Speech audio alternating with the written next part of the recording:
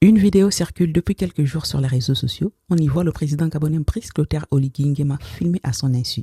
Face à Noureddine Bongo, fils de l'ancien chef de l'État, il déclare calmement: Vous n'étiez pas en prison. Et ça, je le disais même au président Macron, qui ne sont pas en prison.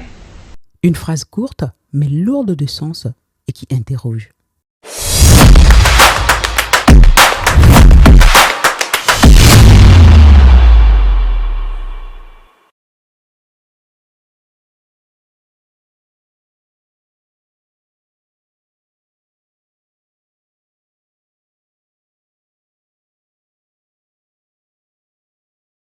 La scène aurait été filmée après le coup d'État d'août 2023, lorsque la famille Bongo était encore en résidence surveillée à Libreville. Depuis, la transition tente de se légitimer. La famille Bongo clame son innocence et les relations franco-gabonaises traversent une période de flou.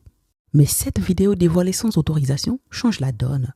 Elle révèle une conversation intime où le président gabonais semble vouloir prouver à Emmanuel Macron que la famille de l'ancien président a été traitée avec humanité. Derrière cette phrase, plusieurs lectures possibles. Certains y voient une volonté d'apaisement, montrer que le nouveau régime se veut différent de l'ancien, plus juste, plus respectueux. D'autres y lisent un message diplomatique, faire savoir à Paris que la transition garde le contrôle et reste ouvert au dialogue.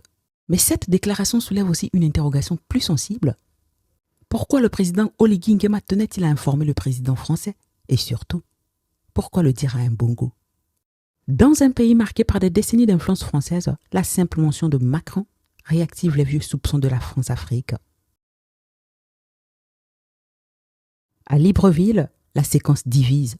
Pour certains citoyens, elle prouve que rien n'a vraiment changé. Même après le coup d'État, il faut encore parler de Paris pour justifier nos actes. Pour d'autres, c'est au contraire la preuve d'une transparence diplomatique. Le général rendait compte, mais au nom du Gabon nouveau. Dans les rues, entre prudence et scepticisme, une question revient. Sommes-nous vraiment maîtres de notre destin?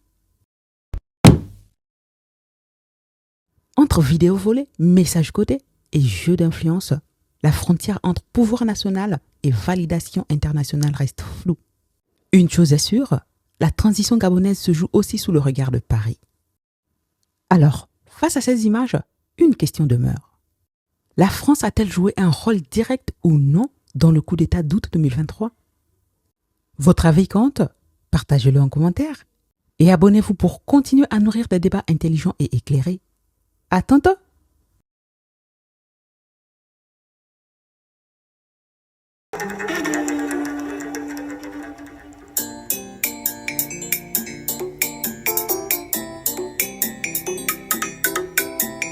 Yo yo yo,